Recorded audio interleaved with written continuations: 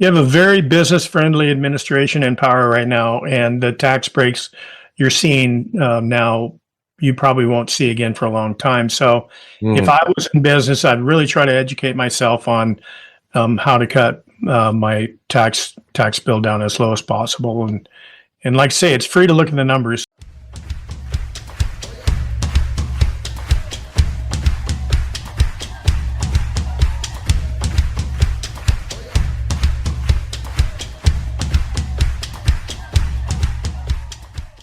Hey, welcome back to the Eforge podcast, where kingdom entrepreneurs are forged into high-impact leaders and legacy builders. I'm your host, Cory Long. Today, I'm joined by Randal Franzen, a cost segregation and tax-saving expert who's helping real estate investors, business owners, and developers uncover massive savings through strategies most people don't even know exist. He's also an author, so make sure and check out his book on Amazon, The Hidden Windfall. We're diving into cost segregation, accelerated depreciation, and other powerful methods to help you legally reduce your tax burden, improve cash flow, and build long-term wealth through smart real estate strategy. If you own real estate or plan to, the conversation could literally save you thousands. So let's dive in. Randall, I know you and I have been chatting. Man, you have a wild background. Give us an idea of what brought you into all of this, because you've been a professional skier, you've traveled the world, apparently you're a pilot, just learned that, like all kinds of different things that you've done through the years. Give us a little idea of who you are and what brought you into the world of tax savings. Well, I grew up in Montana, which means that you're kind of outdoorsy in the first place. I'm a ski patrol when I was 16 and senior in ski patrol at 18. Went to college, Montana State University, business degree. And while I was there, of course, girls take PE classes, which is skiing. So I became a ski instructor. You know, ski patrolmen don't meet the girls. Ski instructors That's do. right. That's right. So, yeah. Taught skiing all the way through college, got fully certified in PSIA in college. That's Professional Ski Instructor in America. And took 1 year as I worked as a lumber broker in Portland, Oregon. Didn't like the rain, grew up in Montana, sunshine. And so came back to Montana. My buddies called me up and said, hey, we're going down to Vail to teach skiing for 1 year. Do you want to go? And I said, yeah. So I spent 10 years full-time skiing in Vail, and I had a contract to ski in Australia. So I skied 220 days a year between Vail and Australia. That is wild. Yeah, started the very first exchange program down there in 1985. So I would imagine just because you would have been in your 20s at that point. Yeah. Like that's a wild lifestyle going back and forth between Australia and Vail, Colorado. Yep, that's a lot of snow. That is a lot of snow. Yeah, like we were talking about earlier, you were saying that it's literally snowing in the foothills today up where you live, which is just fascinating. It's like 85, 90 degrees outside where I'm at right now. So yeah, it's snowing just above our elevation right now out in Cody, Wyoming, and just south of Red Lodge, Montana. That's kind of where that area I grew up and all that. Beautiful country. When I was looking for a real job, when you decide it's not real smart to keep doing a lot of fun, but I was interested in real estate. Everybody in Vail has a real estate license. And so I was interested, but a friend of mine talked me into going up to Spokane, Washington, where he knew a commercial real estate company. And I worked selling as a broker for 5.5 years in commercial real estate. And I was number 2 in the company when I quit there. And then I worked corporate jobs, ran our own business. The recession, we were freight brokers, moving 18-wheeler quantities of freight, but kind of got interested in running our own business at that time. The recession took freight brokers out. And I'd been a pilot, just playing with it for 13 years, and had to go back to school for post-baccalaureate in unmanned aerial systems. That's flying drones. So after flying drones, education in Kansas State, post-baccalaureate, went to Afghanistan, flew drones for a year, came back, flew drones over ag, and then got back into running my own business. I wanted to do that because being a pilot, I was gone all the time. I dropped smoke jumpers with Twin Otters, but really wanted to run my own business again and get out of an airplane. And that's when I found cost segregation, which I knew nothing about, but I knew a lot about commercial real estate. Yeah. Then I started training with these guys while I was flying. So I did all the training and programs, stuff like that. And then I was had 3 jobs. I was teaching skiing at the Yellowstone Club in Montana. I was skiing for a company called Rome Robotics, testing these robotic kind of braces for skiers and athletes. And Oh my. and then I was trying this cost segregation thing. Well, then COVID hit. Oh All yeah. jobs go away, and all I had was cost seg. And I found out that it's a great program for people. That's when I really started working full time, and the rest is history. I've been top 20 in the nation for our company for the last few years, and I was Rookie of the Year. You know, we do all 50 states, been around 22 years, largest cost seg company in the United States. Isn't that wild that you were saying that you spent all those years being a broker for commercial real estate, selling commercial real estate? Yeah. Had no idea that cost seg even existed. That just is fascinating to me, how it seems like a lot of people just don't realize what's available to them. Because I know that's just one part of what you guys do, but that's a big part. I mean, that's something that can really save you a lot of money, especially on the tax side of things, that people just don't realize is even there. I assume that's what, I haven't read your book, The Hidden Windfall. I assume that's what this is about, right? Is about the cost seg side of things, depreciation. And this is all you guys deal with is just commercial buildings or commercial properties at this point. Right, which includes duplexes and Okay. apartments. You know, so small investors will take advantage of the program as well, and they really have no idea it's out there at all. So the small investor for duplexes, fourplexes, even single family homes, Airbnbs. Okay. Airbnb is a very good benefit, especially if you manage it yourself, because it goes against your active income, not just your passive rental income. Right. It'll go against all your income if you manage it yourself. So, That's yeah. interesting. So there's a lot of things then that you get into just from a business side. I know we're doing, I think I shared with you the other day, we're doing some stuff with real estate right now. At some point, our goal is to acquire an RV park or two. And these multifamily RV parks, all those things would fall right in line with what you're doing then. Exactly. You know, RV parks are a very good one. Golf courses. I didn't think about golf courses. Yeah. Yeah, there's a lot of properties people don't, but it's commercial, whatever's in the commercial environment. We do a lot of other things along those same lines. You know, 179D tax credits, research and development tax credits, expense capital to expense reversals, which is a lot of other things. But really, right now, what everybody's interested is in cost seg because of the new legislation. Yeah, all of that just came out. I know they're still trying to figure out a lot of piece details, I guess you would say, about the new tax laws that are kind of taking effect.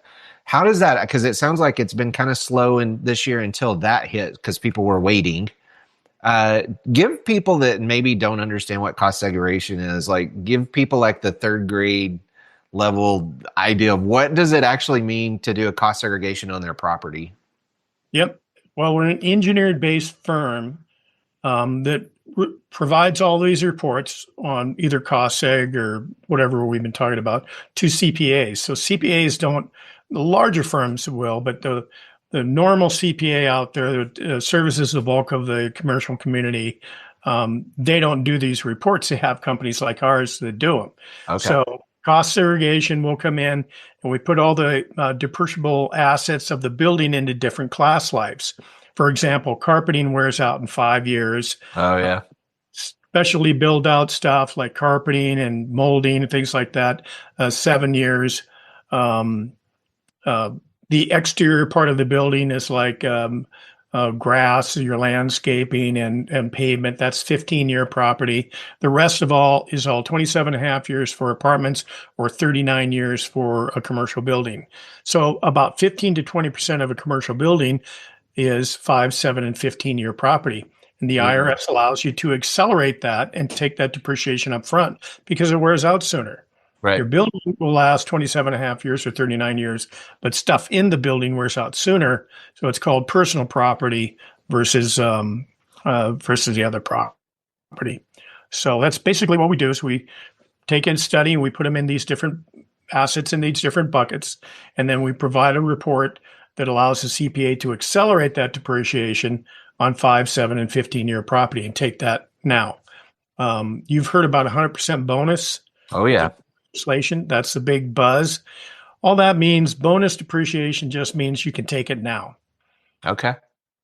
So give me an idea. Like if we bought $1 million, if we had $1 million piece of property, what does this look like? Like for somebody that's buying property like that, they're looking at accelerating everything because they need the tax write-off this year. What is this like? What's the process and how does that work? Okay. So we come in and we do a benefits estimate for you in the first place. It doesn't cost you anything to look at the numbers. So if you have multiple properties and you're thinking about doing a cost seg on it, we can do a benefits estimate on each property. It's based your bonus. Let me explain bonus just a little bit further. Okay. Okay. So if you had no bonus, if there was no bonus out there at all, and you did a cost seg study on it, we would take a study on that building. We put everything in 5 years, 7 year, 15 year, 27 and a half year for apartments, and 39 year for a commercial building. That means all those assets are arranged in those depreciable class lives. So if you had no bonus, you'd still accelerate depreciation 5 years on the 5-year property. So you would accelerate that depreciation to 5 year. We determine how much 5 years in there, and you take that in 5 years. Then you take it in 7 years, and then you take the 15 years, and the rest you take at 27 and a half. So you still have accelerated depreciation.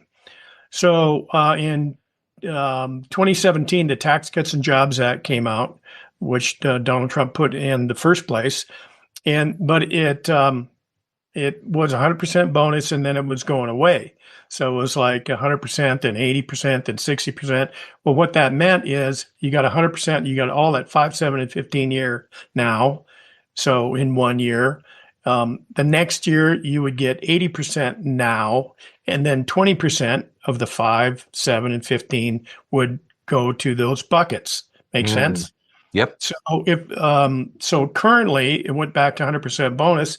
That's why everybody's excited, because you can get it all now up front. So let's say you got a duplex, you pay $1 million, and that's pretty much in the realm of duplexes. 15 to 20% of that would be accelerated, and you would get that now. So $150,000 you would accelerate in depreciation. You take that times your tax rate, and that would be how much you're not paying to the IRS. Okay, so let's say make a big difference. Yeah, it's $60,000, $70,000 tax break. Yeah. So let's say you don't have that kind of income this year, it still rolls forward. It's an expense. Expense that, and you're going to roll that forward until it's all used up. And then you said that could work for, I know we have listeners that own, like you said, Airbnbs, or they own little small apartment complexes, or maybe they do own other asset classes that are out there. It sounds like this could work across any of those commercial properties, like you said, to give that additional benefit right up front. So when they go through this, how long does it take to do the study? And like if somebody was to come to you and say, hey, I want to do this, and you were saying you'd go through kind of the benefit plan with them, this is kind of what it would look like. How long does it take to do all of that? Well, it's going to take us about a week or two to collect all the information. We've got to sign an engagement letter. We have half of our fee up front. Then we assign a photographer to come out and photograph the building. Oh, wow. We photograph the entire outside and inside of the property. We need to collect an appraisal from you if you have one, a floor plan if you have one. We need to get some kind of a drawing or an idea or sketch layout of what the building entails. So after all that information is uploaded, which takes probably a week, 10 days, then it's going to take probably 3 to 4 weeks to complete the study, because it's got to get into our pipeline and go through our process. Now, in the busy time of the year, we get slammed towards tax time, because at the end of the year, everybody starts looking at their income and going, oh, man, I get taxes coming. What do I do? And that's when they get interested. And so at the last minute, they try to get all of this in. So any suggestion that I have would be try to do it trying to anticipate now. Yeah. Whenever you're listening to this, do it now. Right. And another benefit of doing it early is then if you pay quarterlies, your quarterlies will change. So you're not paying your quarterlies as high either. So there's a benefit to really doing it now. Now, another thing you got to understand too is passive and active income, right? Because if I'm a doctor and I own duplexes, that rental income is not your active income. That's your passive income. Right. So if you do a cost seg study on a passive property, then it only applies to that passive income. And I have some people say, well, I only do $20,000 a year income on that property. It doesn't really affect me none. And I say, yeah, but if you get a $60,000 tax break, you're not paying taxes on that for the next 3 or 4 years. Wouldn't that be nice? Right. It does apply. It just, people look at it differently. Yeah. I don't know if I heard this correct. So I may be wrong on this. You tell me. From my understanding, let's say I bought a piece of property this year, but I didn't get the cost seg done until next year. Would that apply to the previous year or apply to the previous year's taxes? Somebody had mentioned something about that. Is that right or no? Is it the year that you do the cost seg? Yeah. So no, it applies. You don't want to go back and amend taxes, but it's called look back studies, what you're talking about. So you can go back as many years as you want and do a cost seg study, so you depreciated 27.5 years and you bought a property 5 or 6 years ago.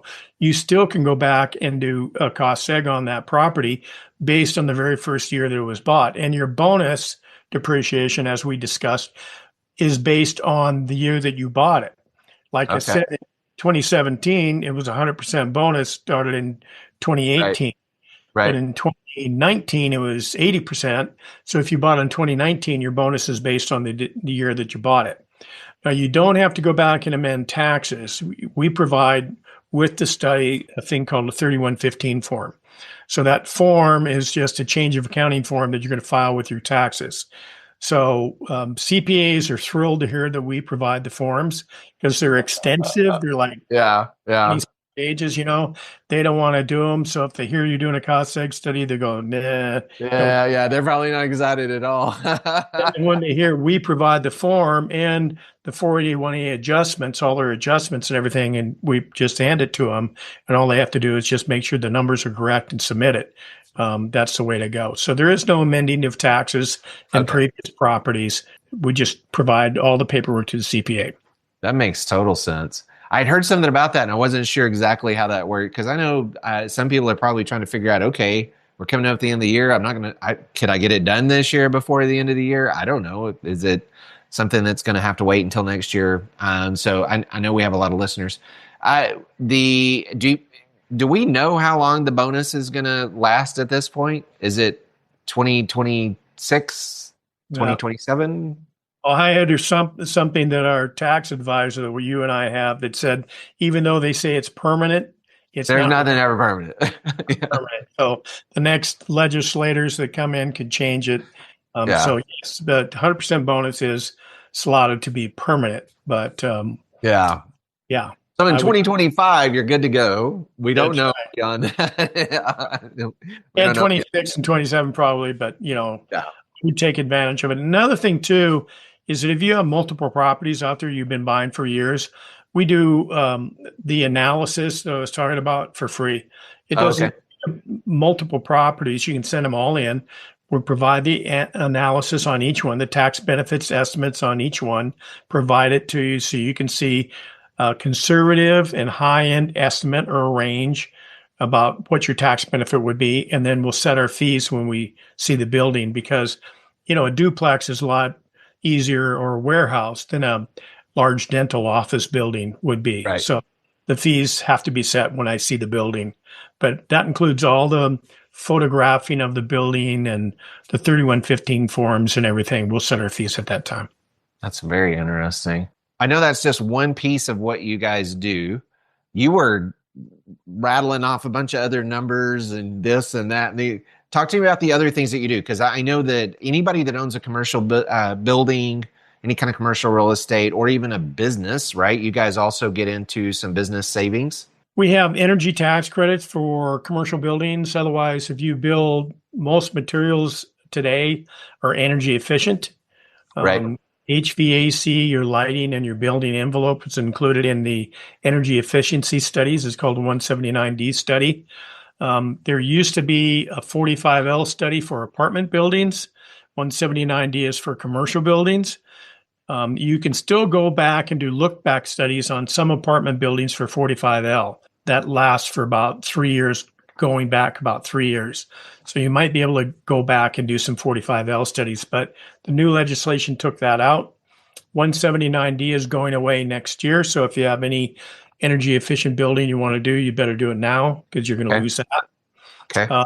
We do capital expense reversals. That's some very complex look at older buildings that CPAs, let's say it's traded hands, you've traded CPAs for many, many years, and you're wondering about a cost seg study and you're wondering about your depreciation schedule. And we'll look at that depreciation schedule and do what we call capital expense reversals. Otherwise, we'll look at that and for larger projects and say what we can expense and maybe what CPAs have missed. It's kind of a depreciation schedule study. We do research and development tax credits, which is that's a benefit for any manufacturers that are out there now. There's a new manufacturer tax credit that is available for any processing firms that are, they're trying to increase the tax benefits for companies who are building factories here in the United States, doing research and development, or has a factory floor. There's tax credits so we can provide there. In new building, we have two programs for larger building projects. Those projects are the small business exemption to Section 263A. So anyone who's building a building for their own use can write off all the soft costs in that project that you can't accelerate through cost segregation. Cost segregation, we're taking those assets and accelerating those assets. But if you're building a building, there's a lot of soft costs, architectural fees, permitting, interest on your loan, management costs. You can expense all those through 263A, and that's from 2018 Tax Cuts and Jobs Act moving forward. So any projects built after 2018, we can take a look at. And if you haven't expensed your soft costs in that, we can certainly do that. That's nice for somebody who's building a building. It might take them 2 or 3 years to get done. We can get a tax break every year as you're working on the project. We also have a patented sheetrock tape. And this is very interesting for large projects. Let's say you're doing 3 or 4 stories high and it's steel construction and all of those walls internal on non-load bearing. Well, if you use a different sheetrock tape on those internal walls that's removable, you pull the tape off and you can make those internal walls movable. Those walls are no longer 27.5 year for apartment or 39 year for a commercial building. Those walls are now 5-year property cost segregation. And remember, we can accelerate 5-year property. So all those internal walls, the paint, the electrical, the plumbing, the molding, the doors, everything internally becomes 5-year property. It's like cost segregation on steroids. All you have to do is change the sheetrock tape internally. That's wild.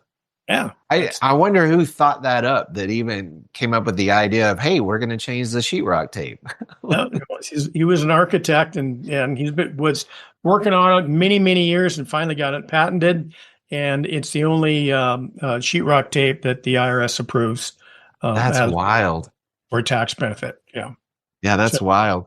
So let me just ask this, because you touched on a lot of different people. It sounds like real estate investors, commercial real estate investors, definitely someone that needs to talk to you, especially if they don't know what's available to them, how it works. And it sounds like a lot of the things that you guys offer up front are free. Like, hey, send us your properties. We'll look at these things. We'll look at the depreciation schedules. We'll do all these different things to help at least guide you on what that might look like. It also sounds like manufacturers, other types of developers, people that are building buildings, whether it's a small business for themselves or somebody else.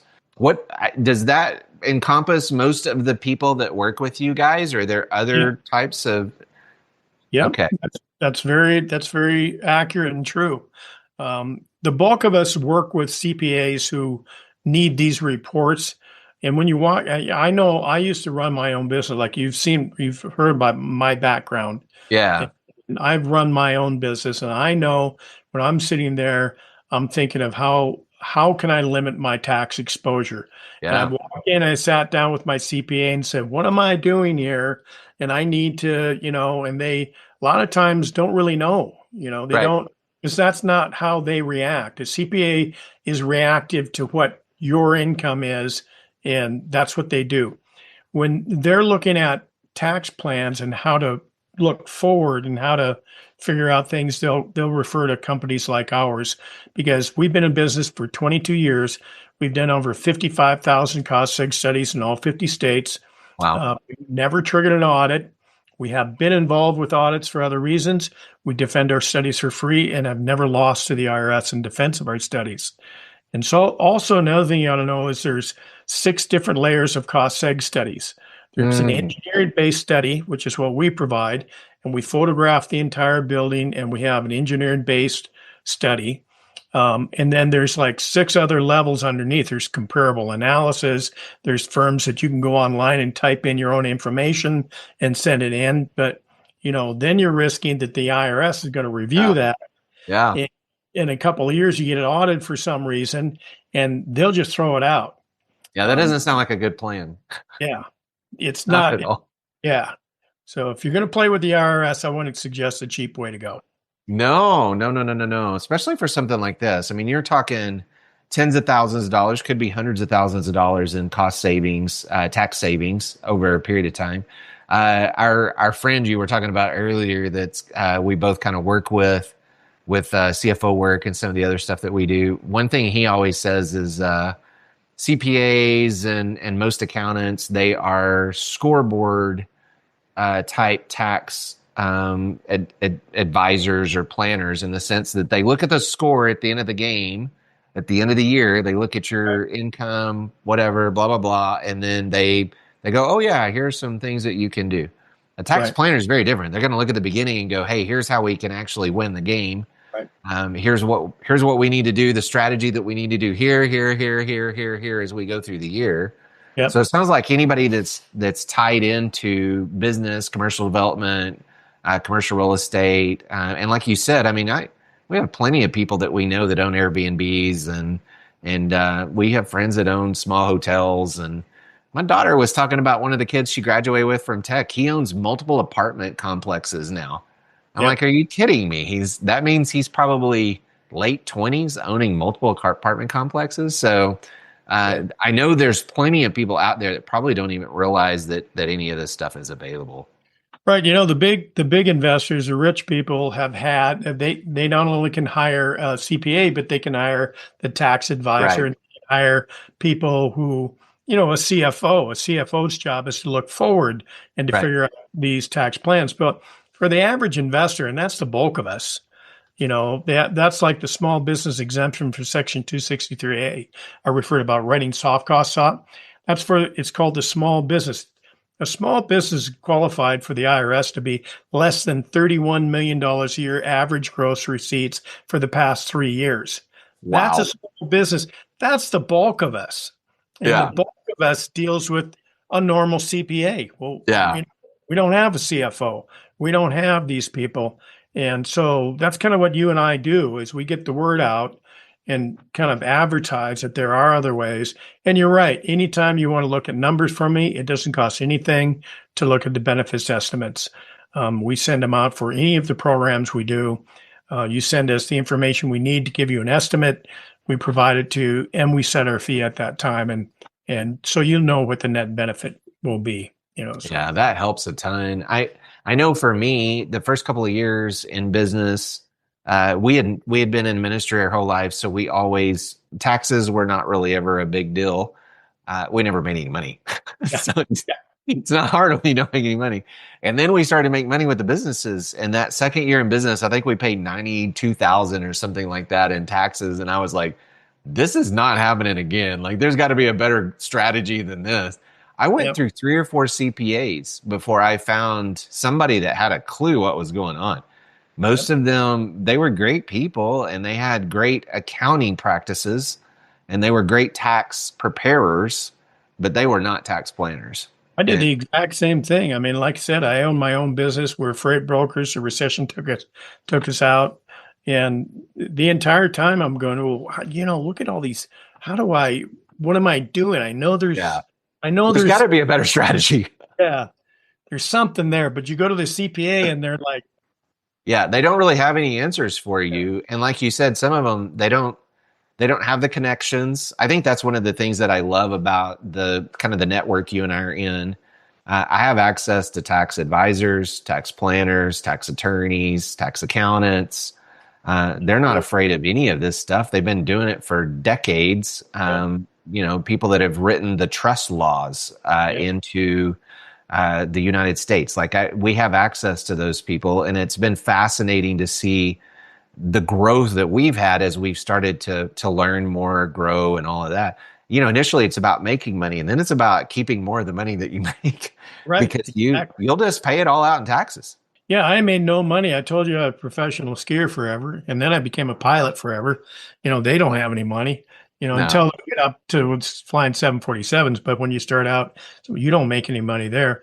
The only time I made any money is when the COVID hit, and Yeah. I lost all my jobs. The only thing I had was this. I was Then going, you made wow, money. everybody else wants to save money, and that's what I'm providing for them. And now I started making money, and then Yeah. I got the tax advisor. Then Yeah. we got into this network. You start figuring out how do you invest, and Yeah. that's how you do it. You got a network. I think that's something that I've really learned in especially last 3 or 4 years, is you always hear it. Your network is your net worth, and you've got to get around people that understand it, know it, live it, have made money. Most of the people that I've ever met that have made a lot of money have lost it at least once, Yep. if not 2 or 3 times, and have had to start completely over again. I mean, almost everybody I've ever met. Brokers, we lost everything. Right. Right. Yep. Almost everybody. I mean, we went through times when we had a time in business where we almost lost it all, and we ended up having to pull from savings and this and that, and had to kind of rebuild in the middle of the last 10 or 11 years, and it can happen really fast. I bet people though enjoy getting to talk to you now because you're saving them a ton of money. I love that. Like I said, I quit skiing. I became a commercial real estate broker, but nobody really wants to talk to a realtor. No, Nobody. no, I mean, nobody. everybody's a realtor. Yeah, Anthony walks in, she's a realtor. yeah. Nobody really, but it's great. I mean, I call some people who are really some high dollar tickets right on their cell phone. Hey, Randy, Yeah. pick right up. They're Yeah. very happy to talk to me. So, yeah.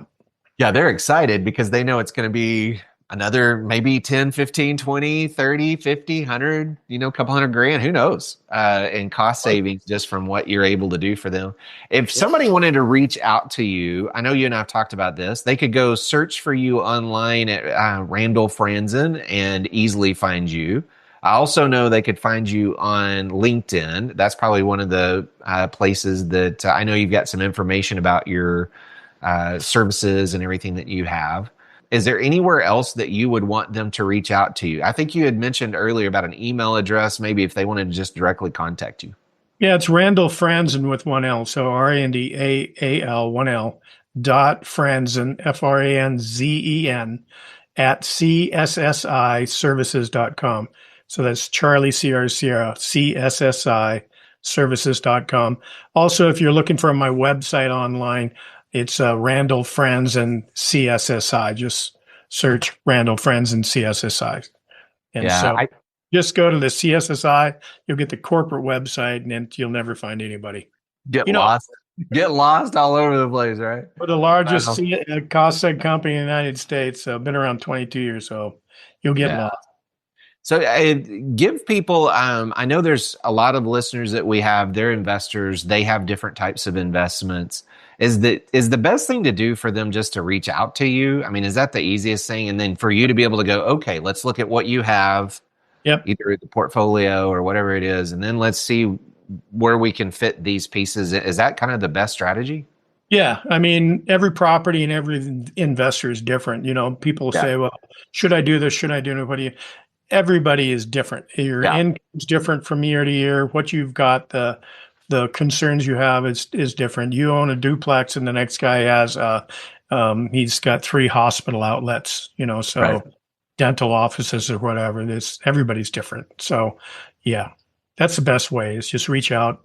I just need some simple information, and I can have your tax benefits estimate back to you on any of our services in like 2 or 3 days. Oh, So that's not bad at all.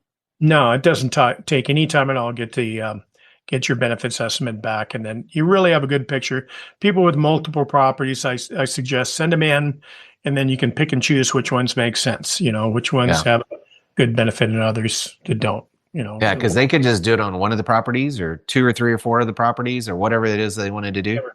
Yeah, Okay. you could Yeah. do one cost seg this year and another next year or whatever. Pick and choose. That's nice. Yeah. Any last thoughts that you'd want to leave somebody with that maybe is in business? You've had a lot. You like we talked about a minute ago. You've done a lot of different things through the years, and now you're doing this. Any last thoughts for the business owners that are out there that are either in business, maybe they're starting out, or maybe they've been in a while? When it comes to what you've learned through the years. You have a very business-friendly administration in power right now, and the tax breaks you're seeing now, you probably won't see again for a long time. So, if I was in business, I'd really try to educate myself on how to cut my tax bill down as low as possible. And like I say, it's free to look at the numbers. So, take a look, see what else is out there, and work networks like you and I, look online, talk to people, get on podcasts, get educated, so it really helps. Yeah, if you guys are listening to Randall and I both will be at the Magnify Your Wealth event this year. Yep. That's coming up November. If you're listening to this before November 6th, 7th through the 9th, have to think about it because I'm actually doing a special training the 6th. But 7th through the 9th in Dallas, Texas, we will both be there. So if you're listening to this and you're like, hey, I'd love to meet these guys, make sure and shake our hand and tell us you heard all of this before the event, because I know that's going to be a fun event for us to be able to get around other people that, just like you said, like get around those people that are already doing the thing. They already understand it. They know their path or their lane really, really well. I've learned a ton through that, going to that and just experiencing that. Yeah, my wife and I call it that meeting is a holistic experience because you get advice. You're presenting at the thing. I'll be there. I'm not presenting, but I'll be there. And you get tax advice. You get CPAs talking, financial, credit people, everybody. So it's really, I think that's a great event and an amazing place to network and talk to people. Yeah, because one of the things you were talking about a minute ago, especially if somebody's listening that is a CPA or they do have a bookkeeping, CPA, whatever service, like I would reach out to Randall and say, hey, how can I help my people? How can I actually do something for them that maybe I don't understand or don't know or need education on, or how can I help them save? For CPAs, we provide CPE credits. Okay. CSCI as a whole, we do online training for CPE, so we offer that to CPAs, and we do try to build a huge referral network with CPAs and try to educate and team up with them as much as possible. So, well, they're going to look like heroes. They come in and go, I know a guy that can help you save a lot of money this year. That's what I wish I had when I was running my business. That's right. To do that stuff. So, my CPA didn't have that.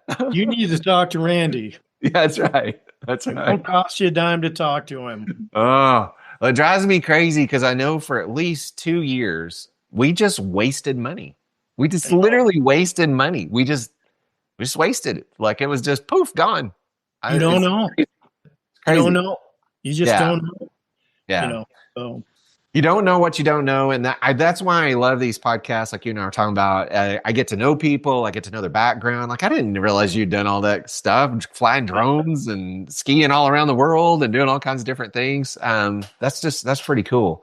And then getting to understand really where this can help. Because I know for me, I talked to you before, a couple of the properties that we're wanting to buy, I can guarantee you and I are going to have a conversation about because we buy those properties, I'm going to want to do cost segs on those properties. I'm going to want to accelerate everything that I can accelerate so that we can get more costs. Because we do have multiple businesses that we have active income from, and we will have we've got some passive income coming from other things. It'll be good to have something in play to be able to help that. The only time you don't want to talk about cost segregation if you plan on spinning it out, because then there's recapture. You can't take depreciation up front if you're planning on spinning it. If you're planning on holding it for a short time period, though, and you may sell it, like say in 5 years, well, my answer is, why are you going to sell it? It's probably because you have capital gains. You've gained equity there, and you want a 1031 exchange into something else. So that's an easy answer. You've paid a small fee for the cost seg. You've got your money now. You've used it for 5 years. You've used, let's say, 100 grand for 5 years. Go out and buy another property, a 1031 exchange. Pay the recapture of what you have remaining and cost seg the new property. So it's just like 1031 exchange. You just kick it down the road, trying to defer your capital gains. That's funny you referred to, because we hear our friendly, you were just talking about him earlier. And I think, who is it that always is saying that? He's always talking about kicking the can down the road. Kicking the can down the road. It's kind of funny to me, but it makes sense. I mean, that's just a part of this, that you continue just to kind of use the things that are in front of you until you don't have that available to you anymore. Yep. You should look at cost segregation and estate planning as well. If you're going to inherit properties, yes. Because at the end of somebody's, life, they're getting to the point you could cost seg the property then, if you needed to, and then as it gets passed on to the heirs, they can cost seg it again immediately at a new stepped up basis. So you could cost seg it. Here's another.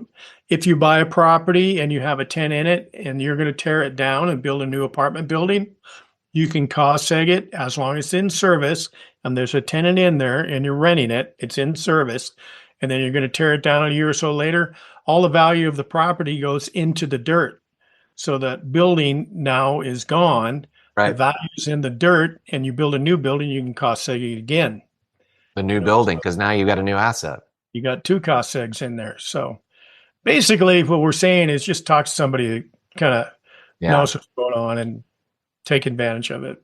I love the fact that I can have a conversation now with people like you that they get it. They understand that there are tools that are supposed to be used, that are there for us to use to be able to offset taxes and offset other expenses that we might have, that if you don't know about, you're just wasting money. You literally are wasting money. Yeah, it's just nice to be able to have people around you that can explain it, educate you, help you along the way with all of it. And then not just that, but like you just said, is most people that invest in one thing end up doing other things too. They invest in other properties or other things. And so this is, for me, I know I have a CFO meeting every 2 weeks. I'm constantly learning. I'm constantly reaching out, like you just said, to people like you that I know that going, hey, what can we do over here? What's different about this? Or what could we do to offset these? Or we just had a big influx of cash. Now what do we do? At the end of the year, that's happened quite a few times at the end of the year where I'm going, Ron, I need help. Like I need somebody to help me because I don't know it's at the end of the year. What do we do now? So yeah, that's interesting though about the estate and some of that. Hadn't you thought about that? Yeah, it just makes me think about like the attorneys that are putting estate planning and other CPAs and those kind of people that maybe just don't realize that there's other opportunities down the road to be able to use cost seg to be able to help the families out. Another thing to be aware of, let's say you buy an apartment or something like that and you're going to renovate it. Okay. So if you buy an apartment and renovate it immediately, the IRS considers that just an improvement, and the value of the renovation just goes into the cost seg study. So if you bought it for $1,200,000 into it, it's $1.2 million, right? That's your cost seg, you're $1.2 million. But let's say you're going to put the $200,000 or $300,000 into it the next year or the year after that. You can cost seg it at that time and do what's called a partial asset disposition. Otherwise, the stuff that you're ripping out of the building and throwing into the dumpster had value. It was being depreciated on the depreciation schedule. You're throwing away money, and an expense that you can write off if you just tear it out and throw it away. It's called a partial asset disposition. So we would do a cost seg on the acquisition, and then we do the PAD study, partial asset disposition, on the stuff you throw into the dumpster. And Interesting. you get an additional benefit for all that stuff you threw away. I bet they have. I bet you. I've got a buddy that just did that with a hotel. He bought a hotel. They ripped a bunch of it out, redid it all. I bet he has no idea. I don't know how long they owned it before they did that, but I bet he has no idea that's even available to him. Most CPAs miss that, even if they're accelerating some depreciation and they're going to, let's say, write off the expenses of the improvement, but they forgot the stuff they threw away. Most of them will miss. Yeah, they probably don't even think about it. It's just that's going in the trash can, so probably nothing we can do about that. It's just a cost of doing business. Yep. Yeah, I don't know. Let's say you're